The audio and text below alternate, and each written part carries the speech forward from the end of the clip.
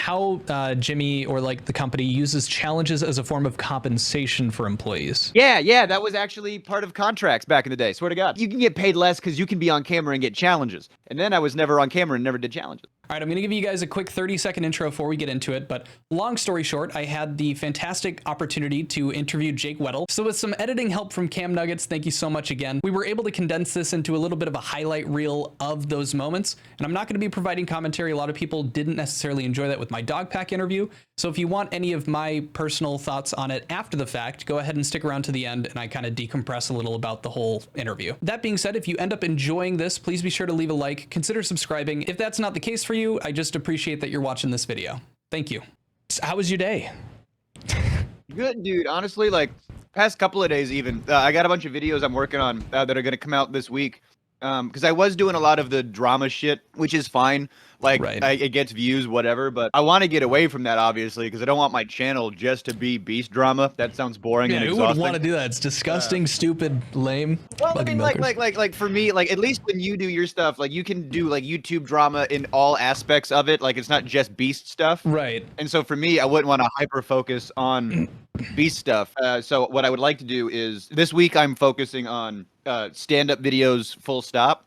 So I've been working on those and editing those, and I'm very, very excited about those coming out. So. I'm excited to see those. I wanted to start off first because I kind of want to get into the nitty gritty of specifically the video that is no longer there. What was essentially a community post, Jake the Viking. Let's go ahead and do a little quick chit chat about what you wanted to say in regard to that video. Cause I kind of took it at face value. I wasn't expecting to be able to chat with you about it. So I'm interested to see your thoughts on it. Yeah, sure. So when I first saw it, it was up for 2 seconds. I was at the bodega near my place, and I was like, "Oh, Jake the Viking posted something."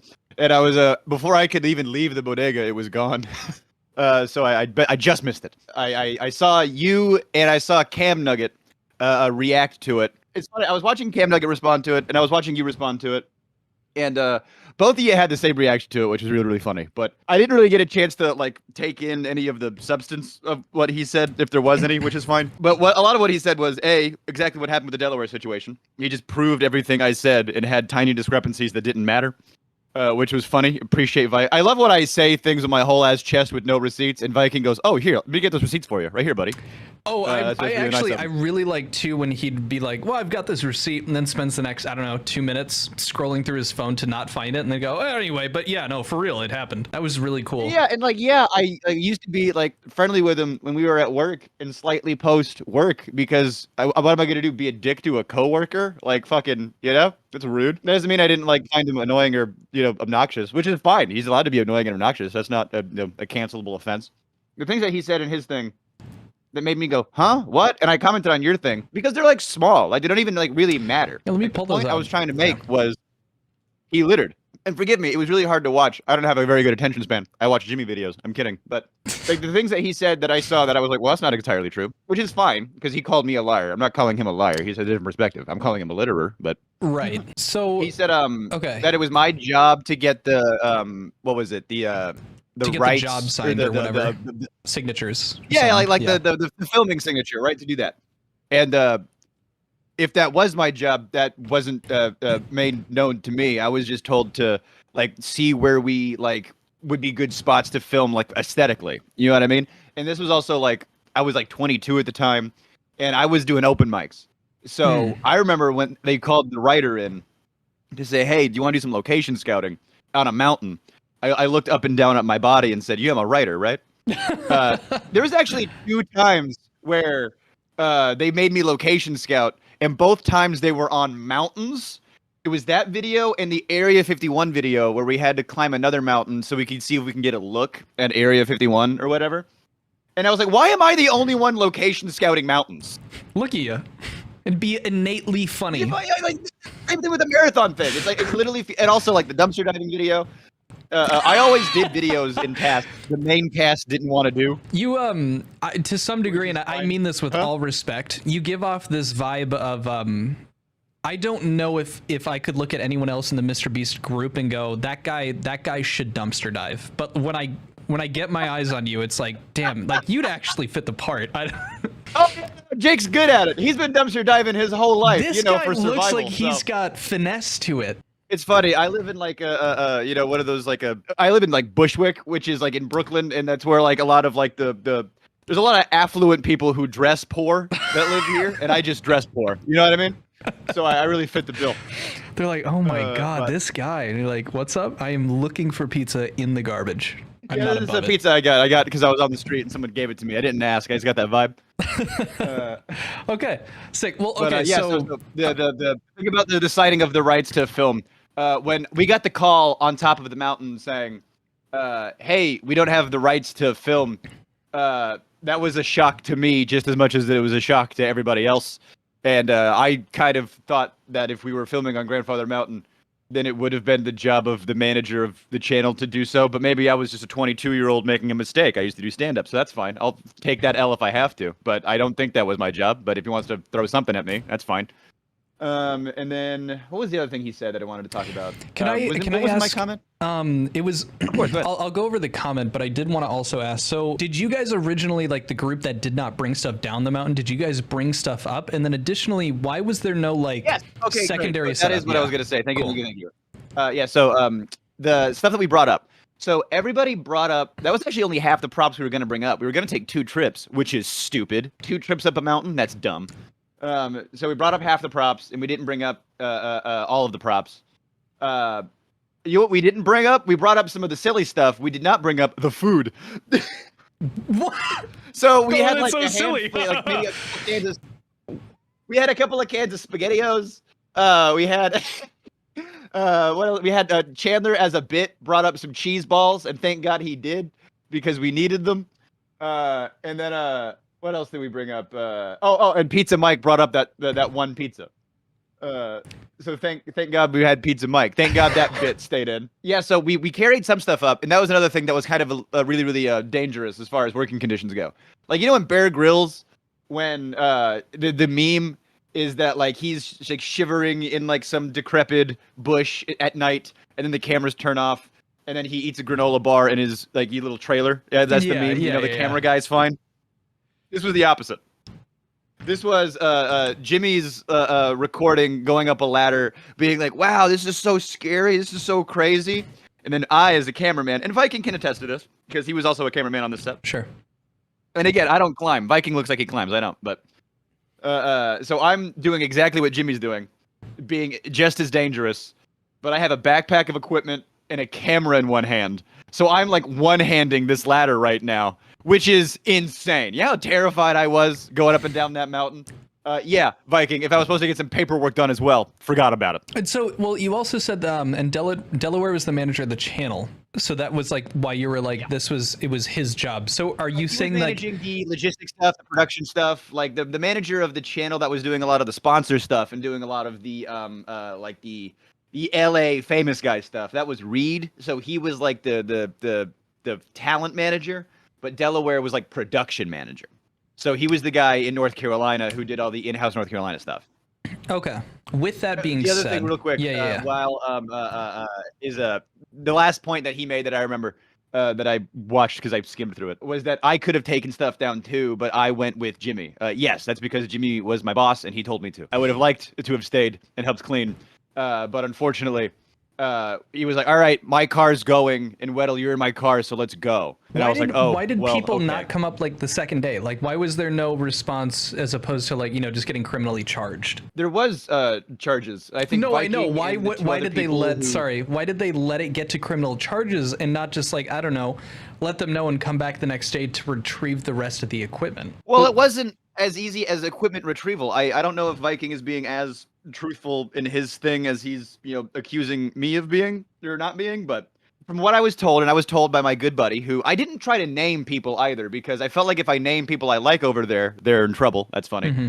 But if I name people that also littered those, they're not in my crosshairs. I'm not trying to be a dick to them. If anything, from what I was told, it sounded like they were following Viking's orders.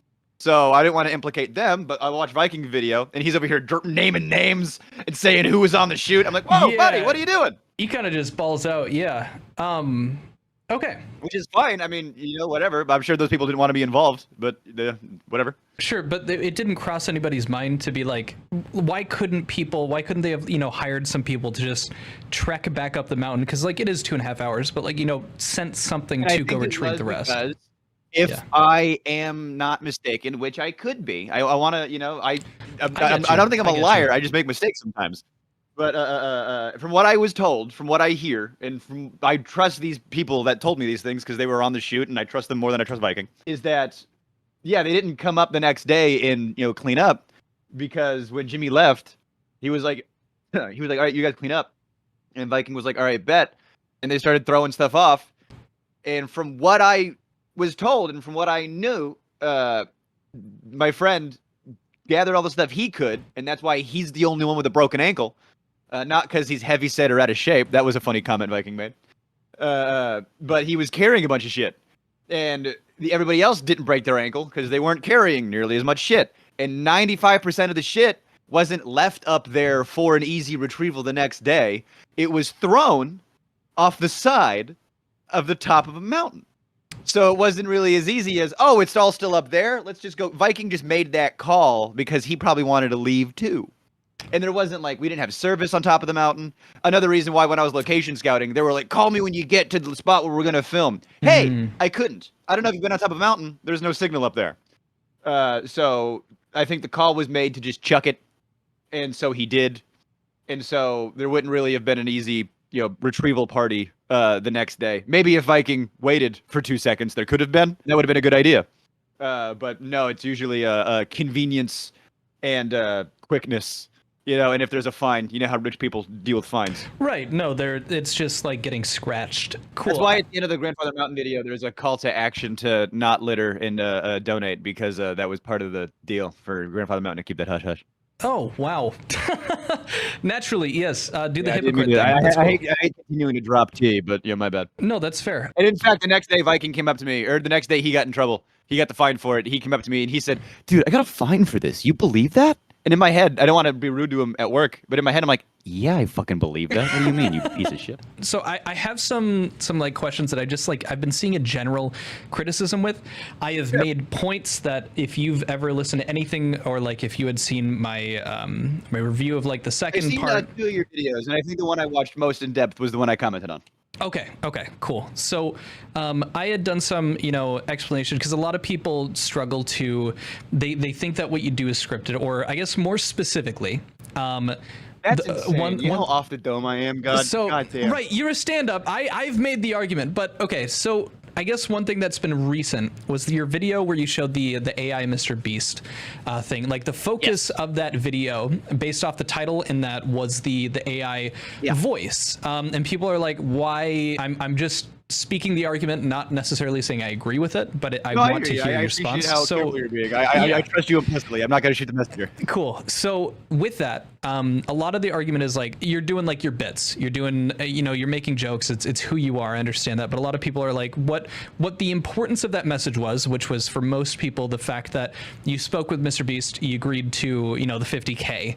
Yeah. Why was the focus the AI voice? Oh yeah, well it's the same reason that when iDubbbz was doing his old Content Cops, his Jake Paul video did not have Jake Paul in the title thumbnail. There's a couple of reasons. One, an artistic reason, so just generally hop off my dick for that. I'm kidding, but two, I wanted to talk about that AI Jimmy in a video separately anyway, because that was a thing that happened where my number was accidentally left on my website, because for a while it was a professional writer's website. Before it was a comic hey, book me website, and now it was a hey, I can do digital media marketing work, ha ha ha. And then I didn't take my resume off, and my resume had my phone number on it. So people got my phone number from my resume. I've taken it off, but if you want to look at my website, look at my website. But because people were messaging me because of my phone number was out there, that is where I essentially figured out, oh, this person got my number. It's a prank. I was sending it to some AI people, or some people who could check it for me. And when I just called him out on it via text, he was like, all right, you got me. The reason why I did the clickbait with it was because in my head, it's going to be really, really crazy, salacious clickbait. But also I get to make the point about how important it is to vet your sources, how to be weary of AI. I want to show people that I make mistakes and that I am fallible. If I lead with that, I'm always trying to foresee what the criticisms are going to be of my video ahead of time. And I think thankfully that's gotten me in the best footing so far. And one of the criticisms is, oh, you're a clout chaser. Oh, you're just doing this for money. Oh, like, look, you're using this in the title thumbnail or whatever. It's like, no. I'm using AI Jimmy in the title thumbnail because I want to make a point about, AI and vetting your sources. I am purposefully burying the lead on the fact that Jimmy reached out because I don't want my ad revenue to come from drama. I don't want my channel to be built around being adjacent to Mr. Beast. And so, yeah, there was a litany of reasons why I made the video the way I made it. And my favorite thing in the world is when I get 1,000 comments from 12-year-olds who never made a YouTube video giving me tips. So if the goal is not to, be making money off that drama surrounding Mr. Beast, is that, what are you considering the beginning of your video? Yeah, well, I mean, like, I'm not over here getting like AIs of you. I'm not over here getting AIs of other people because of my work experience. I'm getting AIs of Jimmy. And so because I got that, like, if I didn't have anything to do with Mr. Beast and if I was just like completely isolated from Mr. Beast, then I would have done the same thing. If somebody tried to trick me with AI and I almost fell for it, I would have made a video about that, regardless of who it was about. So since that was my inspiration, that was my impulse, that's why I wanted, I was going to make a short. I was going to do like a TikTok or YouTube short about it. But since I had a little more to talk about in regards to like actually being able to talk to the guy, showing him forgiveness, going over like how he made the AI, I decided, well, maybe there's a little more meat on this. And maybe since Jimmy did actually reach out, the segue, because that's a stand-up thing, is making sure like my ideas flow well together. Which, yeah, helps in stand-up and retention. So I was like, okay, that was fake Jimmy. Here's what real Jimmy said. So I thought it made sense in my head when I made the video. I get what you mean. The 190K. People, I've watched people in my comment section, whether I disagree or not. The fact of the matter is you took money from him in this situation, in this timeline. What justifies for you saying 50K to him when 50K is still taking money from him? And what are your like honest to goodness thoughts across the board with Jimmy reaching out to you in this situation? Because you had talked about that human part, and I'm sorry to keep going, but you had talked about that human part, and I feel that a lot of people really grabbed onto that, saying that was giving them a change of heart with Mr. Beast. Yeah, so here's what I wanted. So there's a bunch of, the way I've been kind of going about, this lately, but the way I've been kind of going about life for the last couple months is always trying to take in all of the important data, and then making a calculation based on how important, that data is. So let's just go over some things we know that are 100% true, right? Jimmy probably owes me a lot of money. That's true. What also is true, I don't like money. You talked about that point that I made and how I don't think it should be tied to us being able to live, right? Mm-hmm. I don't feel comfortable. I didn't like that when I was originally paid out, and even this time when he tried to continue to pay me out, it was a mechanism of the game. That was the dehumanizing element of it that I did not like. Also, I need money. These are all things that are true. So also, taking this money does maybe affect my credibility. Maybe taking this money is a PR move for Jimmy. Was it done out of the kindness of his heart, or was it done as a PR move? That's something we can't know, but we can make inferences about. A rebuttal that I've seen about, taking the money and stuff. Number one, I think you should have. Oh yeah. My thought process. Forgive me. So let me get back on that. So the reason why when he came to me, it was a lot of the comments were like, did he give you time to think about it? Not really. Not to say that he wouldn't. I act on impulse as well. I like doing things quick. You're a stand-up comic. I get it. I'm in a pizza place. And he texts me. Yeah, right. So I'm in a pizza place. He texts me, and this was all pretty much handled before I got back to my place. I was still at the pizza place. So he texts me. I sent him a big long text, and the text I send him and I go over this in the video, but I actually give him a personal story about where I was coming from as far as like why I think it's fucked up to silence people. A personal anecdote that I don't want to get into publicly because it is a personal anecdote, but it was like a personal story that I thought maybe he could not maybe relate to, but just see where I'm coming from. I've always wanted to be as open, honest, and vulnerable as possible because the more I explain to people where I'm coming from, the less they think, oh, he's not a crazy person. He's just reacting naturally to the given circumstance, you know? Right. When I said to him, like, because it was quick, it was casual, it did seem like he had other things to do that day. It was like, I said it was the most human I've ever heard him talk because I wasn't expecting an apology at all. I wasn't expecting money at all. When he texted me, the fact that he even said, like, I saw that you wanted to get paid out the rest of the prize money. And I was like, oh, well, that's not exactly what I said.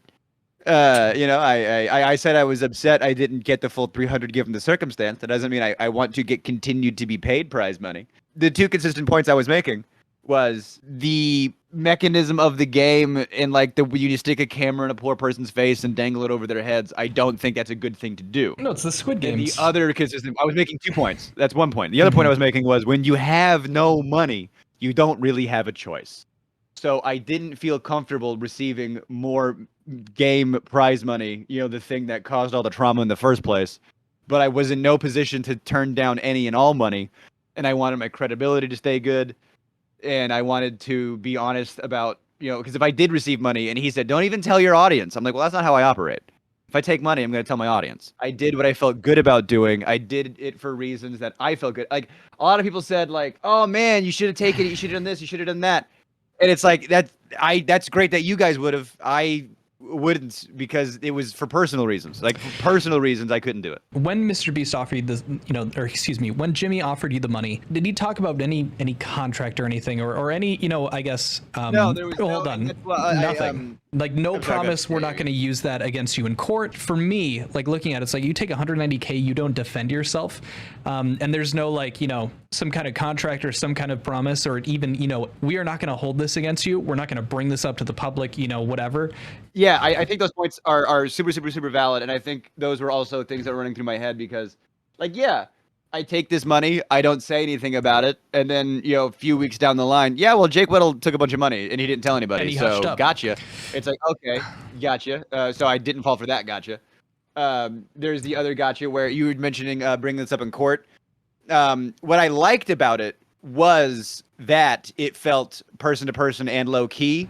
Again, the criticisms I was foreseeing, those were some of them I expected to come my way. And when I thought to myself, yeah, he could do it this way. There could be lawyers behind me. This could be, because here's the thing. If I take money, it's not that he can't use it against me later in court. Me taking money means I now no longer have the ability to sue him.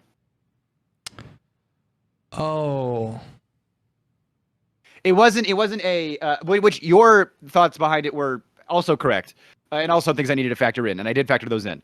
But if I had to guess what was actually the case, him giving me a small payout. Insurance companies do that. Fuck, yeah. I forgot about that. Yeah. No, it's literally the insurance company thing. And if that's the case, it probably means I had a good case, and I would have won that case, and I would have, but here's the thing. I swear on my life, I don't care about money. I don't want to go to court for several months. I don't want to make this a bigger spectacle than it has to be. Because let's say I go to court, right? For the next 4 or 5 months, this is in court. It's a big news story. It is huge. I probably would have gotten more subscribers than I've gotten now. But now how tethered is my brand name to the big Mr. Beast lawsuit? So I don't care about money. And the followers that it would have yielded wouldn't have been here for me necessarily. They would have been here for the drama. And that's something I'm currently battling already. Okay, so if I would have won that lawsuit, it would have been fine. But I got money I was more comfortable taking right now. And that was a piece of cake. Right. I do see a lot of this, and I'm interested to hear. This I hate money, but you could have said no to all of it. So could you explain what you mean by that? I'm in no position to say no to all of it. I had $200 in my bank account at the time. So another thing, it's just like, okay, so people are like, okay, well, you having the $200 in your account, I'm not here to be a financial, whatever it's called, an accountant for you. With your struggle to I guess, finance yourself, you're living, in the Big Apple, you're trying to do stand-up comedy, et cetera, an advisor, perfect, there it is. This relationship with like hating money but using it in which some people would say, or I guess in my comments, it's hating the necessity for it. It's not money itself. It's the fact that if the fact that I had $200 and the fact that my back was up against the wall, and the fact that if I don't take this money, I will continue to have, because if money is spending power is, quote unquote power. Yeah, fucking. So like the whole reason I even did solitary was because I couldn't, if I didn't do solitary, if I did, I needed the plug, which I didn't get. Right. I needed that finances, which I got, some of. $100,000 doesn't go as far as a lot of people think it does, especially since it took me a fucking year to spend it. That makes sense. And B, I did send a lot of money back home to my family because, like, my mom's washing machine broke. All right, well, she has a $2,000 washing machine because she lives in a little house, and little washing machines are more expensive. I sent my family money because that's what you do when you're broke. I wasn't over here like. I still have a dog shit shitty computer. So my relationship with money is I hate that the only way to live a happy, comfortable life where you have the breathing room to pursue your dreams, you need to do solitary confinement for 11 days. For this industry, right? And then, for this industry specifically. And the reason I've stayed broke is because I've tried to continue my career as a writer. And as a writer, like they were protesting. Like the year that I all right, 100K is gone, I gotta, that's when the Writers Guild went on strike. So if the only way I can get the money I'm owed is by, Jimmy being like, oh, fuck, if I don't give him this, he could sue me for the terrible working conditions I put him in. Like, I understand everybody's criticisms, and I understand that, everyone is going to have opinions about the choices I've made. But I assure you, I ran the numbers, I did the calculations over and over and over again, and it was a lose-lose situation that I tried to make a win-win. Do you think that people would have supported you had you taken zero? I think people would have supported me if I'd taken zero. I think people would have supported me if I took all the money. I've seen opinions of financially. People who are like, oh, financially? Yeah, I think I probably would have. Okay, this is why I needed to take 50. Yes, I would have been supported financially from my YouTube monetization that was able to go up. Literally, I got the email 2 hours after my AI video dropped. So, I was able to get some monetization on that towards the end. But the Patreon as well, which has been, if I may, I love everybody on the Patreon so much. I have multiple chats active and they are popping. And everybody on the Patreon, it makes my heart happy. Combined currently with Patreon and my YouTube ad revenue, I still am barely able to pay my rent, and that's just my rent. And that's just starting off. So give me a month, 2 months.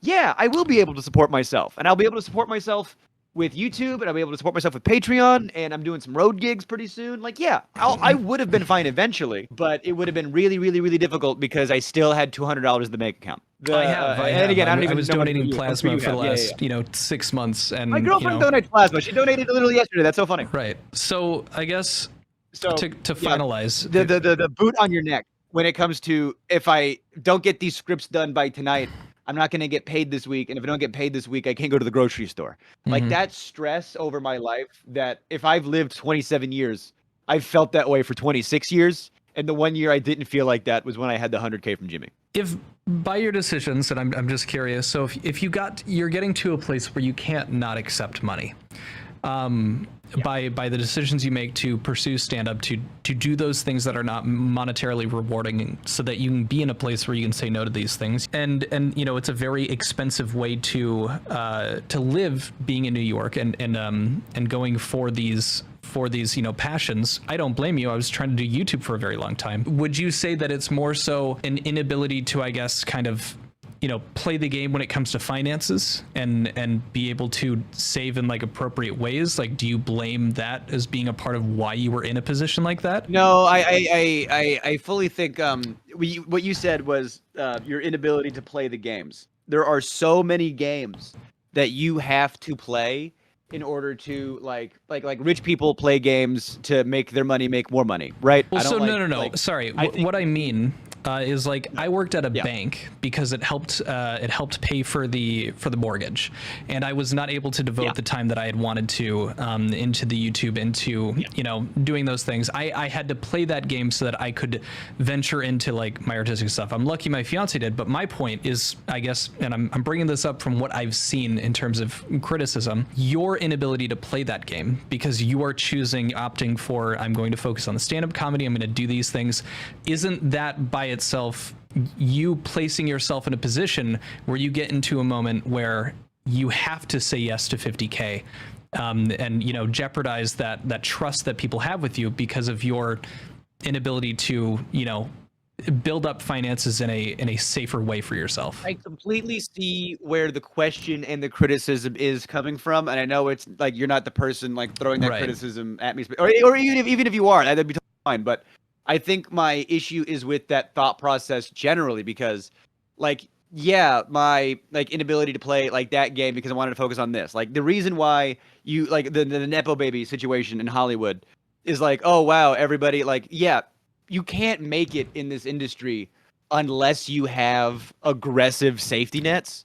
And even with the safety net that I did have, which was, you know, 100K from Jimmy, I was pursuing stand-up for a full year where I was doing comedy festivals. I was buying plane tickets. I was doing a lot of traveling. I was like driving 10 hours to do dog shit shows in the middle of bumfuck nowhere, because when you do stand-up, that's what you have to do for 10 goddamn years. And, you know, I have been doing that, but a lot of people don't, quote unquote, make it, not because they're not amazing and talented and smart. It's because they're just born in the wrong spawn point. You know what I mean? They don't have the resources to like, yeah, I mean, again, I live in Bushwick. Everybody here dresses poor, but has daddy's money, and they just go out drinking every single night. I've never been able to have that ability to do so. I'm the richest person in my family, and that's when I had $200. The ability to play the game, like, yeah, I could have gotten another job and I could have dedicated less time to my passion. The given circumstance that I'm in, you know, the societal expectation that I'm in, I made the calculated choice to pursue my dreams anyway, even though it was a harder thing to do. And I was still just getting by doing it. I didn't go broke, but I was just getting by. And now I'm in a position where I'm receiving less money than the internet claims I should take, and I'm still getting criticism. Like, you see where I'm coming from. It's like, fellas, damned if I do, damned if I don't, you know? Well, if you were just getting by before, and you had the YouTube monetization going up and the Patreon going up because of, you know, the people that you had met, why, I mean, you could have, because you know, the scripts that I was writing for my clients were terrible, and they were getting worse because of that stress, because of the boot on my neck. Because of the, like, as a writer, as a creative, it is almost impossible for me to sit down and write something and make something and do something if there's a gun to my head, and if I don't, I'll die. That will suck all of the fun, all of the creative juice, all of the, like, if you're writing for me, if you're writing a script, it has to be a labor of love.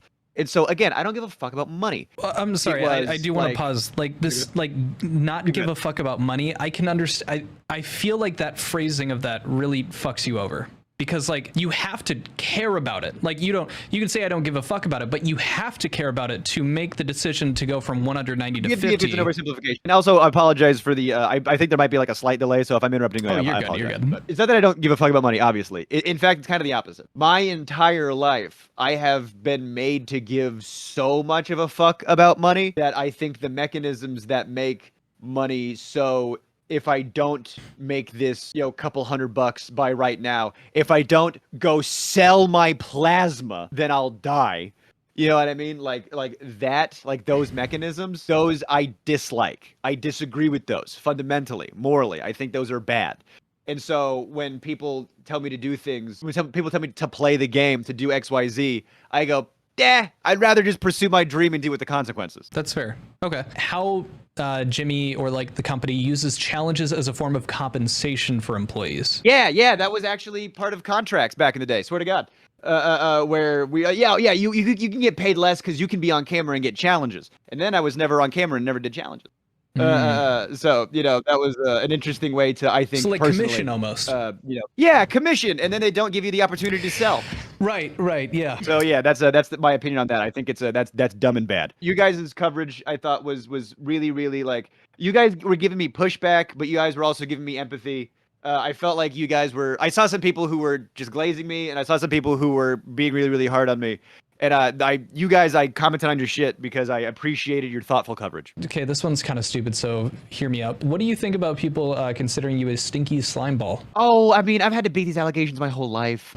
My dad was a stinky slime ball. I've lived around stinky slime balls my whole life. I'm very stinky slime ball adjacent, but I'm trying to give stinky slime balls a better name. So I appreciate the question, but fuck off. Oh, this really cool one, which you've already answered multiple times, but we're just going to do it because I've seen it 3 times now. Why were you glazing Mr. Beast right up until the dog pack interview? Oh, because I might have still gotten a call back. I still had friends over there. I'm still good friends with a lot of people over there. I have to mend some relationships with people over there. I still do technically owe what little career I was able to get moving forward was because I had it on the resume. So it is a bad look to shit on a former employer. That's just anywhere you work. And I have friends who are agents who work in like the film and TV industry that were begging me not to do what I did. And then I did it anyway. And now those people were like, okay, we were wrong. You were right. Let's get a beer. So whatever. Perfect. Last question is from Internet Anarchist. How much money did you spend total on comedy, if you could give an estimate? Like the stand-up, all that. On comedy total, if I got 100, 44 was spent on taxes. So that leaves 56. Yeah, 56. And then let's take off my rent for that year, which, that's another like 1,500, we'll say. I probably spent in total maybe 15 to 20,000, and that was just over the course of maybe a year's worth of gas money and plane tickets and free labor I gave to bookers who packed out shows that I did not get paid for. Okay. I was doing 30 minutes of stand-up for 2 free drinks, fellas. Thank you so much for being down here. Like, genuinely, I appreciate it. I know you were, a sleepy, eepy little guy, but I look forward to just getting to chat with you. The second I wake up, my Pop-Tart out of bed. I wake up. I appreciate you. There you go. Well, take care. Have a great evening, and enjoy the interview with Cam. Well, you keep. I believe I've subscribed. If I haven't, I will. I think you're great, and I appreciate your thoughtful coverage. So, final thoughts on the interview as a whole. I think I could have done a better job prepping more questions and being more engaged with the answers that Jake was giving. I think just by nature of who he is, he likes to go on tangents, tell stories, and in a very similar way to me, he brings in a lot of exposition or provides other stories to kind of, further pad and support the points that he's making when I'm asking these questions. I saw some people in the comments of people thinking that or feeling like Jake is entitled. From what I was able to glean, this is in regard to the fact that he had a major issue with the fact that there are some people that just, have daddy's money and don't have to, work really hard, specifically in the entertainment industry, to make sure that they're financially able to pursue these while they're not making money doing it. I do see that criticism, and I don't necessarily agree with his point that he made that just because he doesn't like the fact that he has to, play the game, that should be enough to be like, well, I need this money. In a perfect world, yeah, I would hope that nobody would have to work a job that they don't want to do in order to make the money that they want to pursue their dreams. But where my bias comes into play is I have dealt with that. I tried to do acting, and the odds are viciously stacked against you because you really have to start making a name for yourself. But at the end of the day, even though there are people that are going to get much further ahead simply because they are a Nepo baby in some way or the other, I don't like allowing that spite to dictate the choices that I make in my life. For me personally, it's not enough to simply want to entertain people and pursue that as a career no matter what. For me, I recognize playing the game as making a sacrifice, and it being more so of, learning to discipline myself to make sure that when I am presented the opportunities to, do something like this, that I have the discipline and prep to make sure that when I do have this opportunity, I don't take advantage of it. I'm not saying that Jake is doing the opposite of what I believe. It's simply how I view life and how I cope with the fact that, yeah, some people have it easier. Life isn't fair, but I don't want that fact to rule my life in any way. I don't want to submit to the fact that I'm just going to have a more difficult life than other people and I should just buckle down. And on the other end of it, I don't want my spiteful nature in regard to knowing that to take over and have me make decisions that for me I would find to be self-destructive. Based off of the points that Jake made during this interview in response to questions about his finances, my thought is that Jake has become very spiteful of doing anything other than pursuing those dreams and will pretty much do whatever it takes to make sure that that time spent not doing what he loves is the most valuable time that he spends, meaning like trying to get 300K in 30 days. In a general sense, I think Jake is more willing to starve himself in pursuit of doing what he loves and achieving his dreams than a lot of people are, including myself. If we want to talk metrics, yeah, I'm sure, you know, in terms of retention rate, in terms of making sure every single joke lands, etc., he hasn't done the most spectacular job. Whether his decisions specifically end up helping or hurting his situation in regard to the Mr. Beast drama, my honest thought is that when he's talking about trying to be transparent and authentic, even though he says it a multitude of times, that he does